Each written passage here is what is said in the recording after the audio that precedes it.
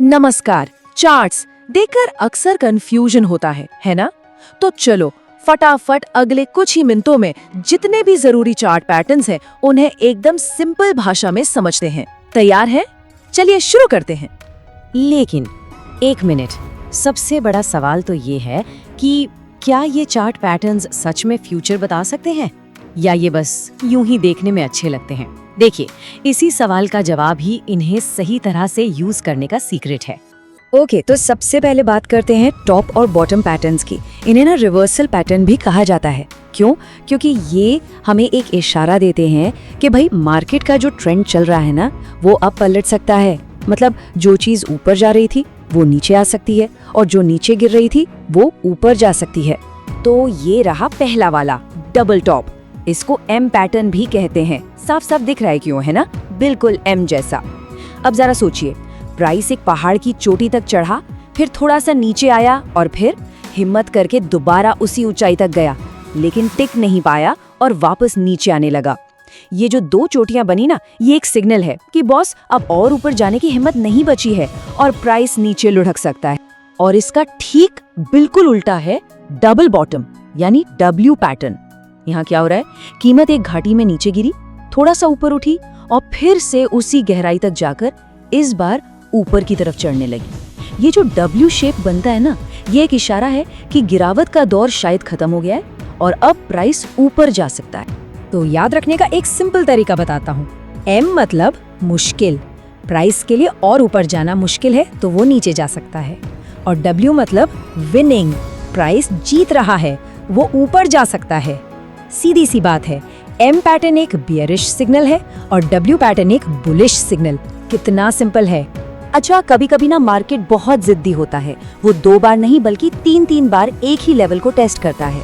तो जब ऐसा हो तो उसे हम कहते हैं ट्रिपल टॉप या ट्रिपल बॉटम। और देखिए, लॉजिक बहुत सिंपल है।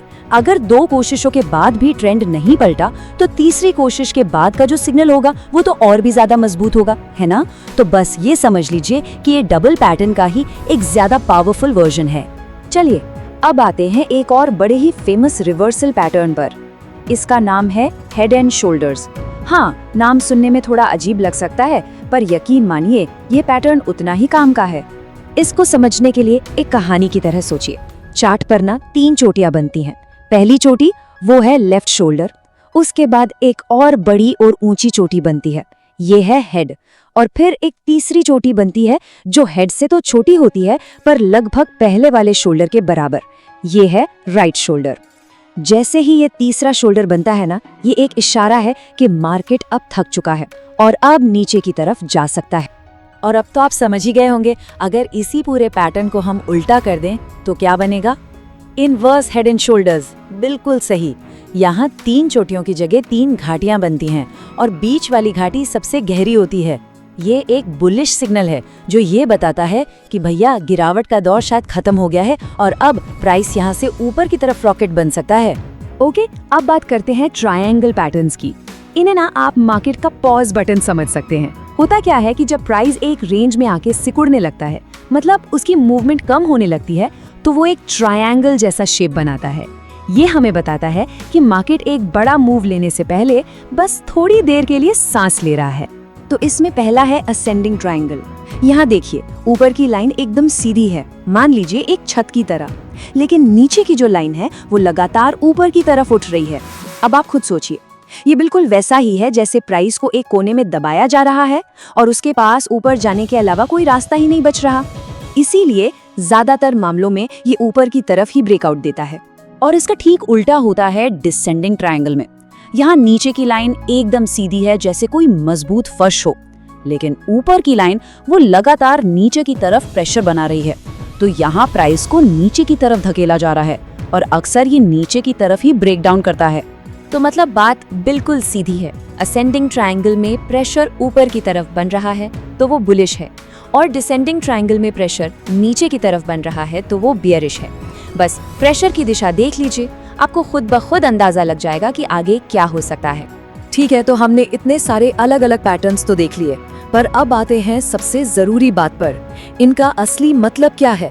क्या ये कोई जादू की छड़ी है जो आपको फ्यूचर बता देगी? जिसका जवाब है बिल्कुल नहीं।